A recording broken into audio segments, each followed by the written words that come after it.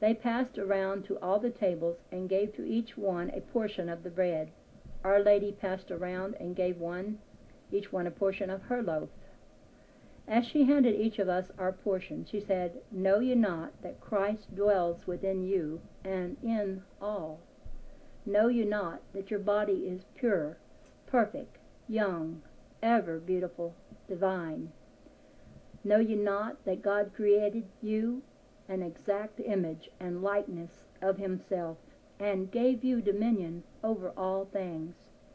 You of yourself are always Christ, the perfect Son of God, the only begotten Son of God, in whom the Father-Mother is well pleased. You are pure, perfect, holy, divine, one with God, all good, and each and every child has a right to claim this sonship, this divinity."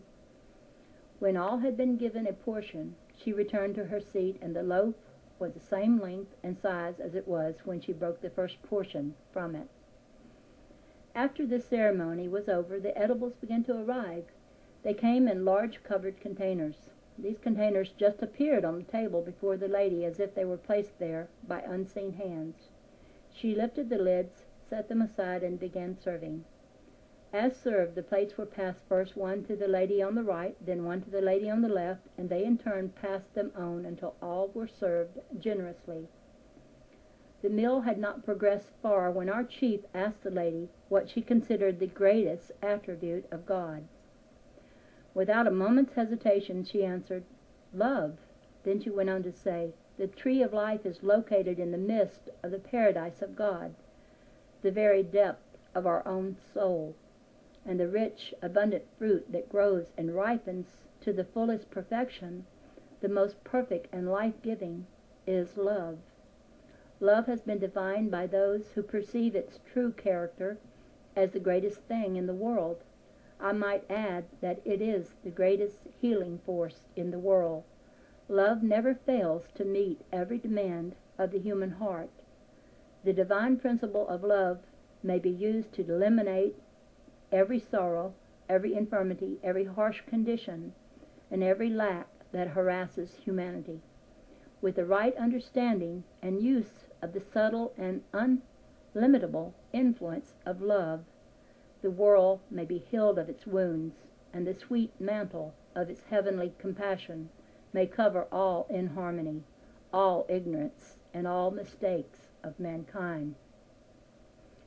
With wings outstretched, love searches out the arid spots of the human heart, the waste places of life, and with seeming magic touch redeems humanity and transforms the world.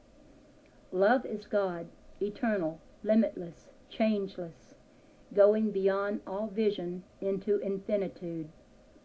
The end we can only envision. Love fulfills the law of its own, consummates its perfect work, and reveals the Christ within the soul of man. Love is ever seeking an inlet whereby it may flow forth into the soul of man and pour itself out as all good to him. It is not disturbed by man's perversity and discordant thinking. God's eternal, changeless current of love flows ever onward, carrying before it into the great universal sea of forgetfulness every appearance of inharmony or ugliness which disturbs the peace of man. Love is the perfect fruit of the Spirit. It goes forth, binding up the wounds of humanity, drawing nations into closer harmony, and bringing peace and prosperity to the world. It is the very pulse of the world, the heartbeat of the universe.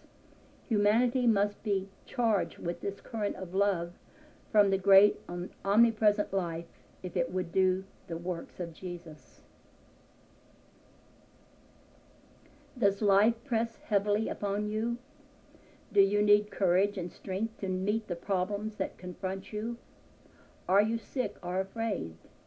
If so, lift your heart and pray to Him who leads the way. The imperishable love of God enfolds you. You need not fear. Did He not say, "Before they call, I will answer, and while they are yet speaking, I will hear"? Approach this throne of grace boldly, not as you have thought of beseeching and groveling attitude, but with the prayer of understanding faith, knowing that the help you stand in need of is already yours. Never doubt. Do more. Ask. Claim your birthright as the child of the living God, as Jesus did. Know that in the invisible, universal substance in which we all live and move and have our being, is every good and perfect thing that man can desire, waiting to be drawn forth by faith into visible form or manifestation. Read in your own great book what Paul says of love in 1 Corinthians chapter 13, using the word love instead of charity as it was intended. Consider Solomon, when in the night of his experience he allowed his radiant love nature to expand to that universal plane of consciousness where he asked to be of service and not for self. This brought to him wealth untold, and added to this was life and honor beyond his power to ask.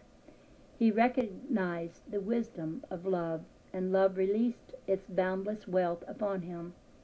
Silver was counted as naught in the days of Solomon. Even the drinking vessels of this mighty king of love were of pure gold. To love is to release God's unlimited storehouse of golden treasure.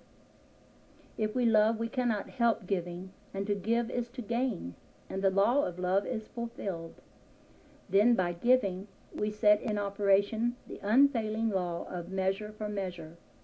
With no thought of receiving, it is impossible to avoid receiving, for the abundance you have given is returned to you in fulfillment of the law. Give, and it shall be given unto you. Good measure, pressed down, shaken together, and running over, shall men give into your bosom. For with the same measure that you met withal, it shall be measured to you again. If we work in the spirit of love, we must have God present in consciousness. To be one with life, love, and wisdom is to consciously contact. To consciously contact God is to have abundance pressed upon us, the same as abundance of food has been pressed upon us tonight. You see, there is an abundance for all, and none need want in the presence of God's abundance. This thought of abundance must lift the mind far beyond the bounds of limitation. To conceive abundance, one must relinquish all thoughts of things in particular.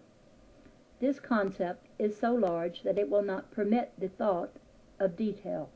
To hold it in mind, consciousness must swing far out into the universal and revel in the joyousness of perfect freedom.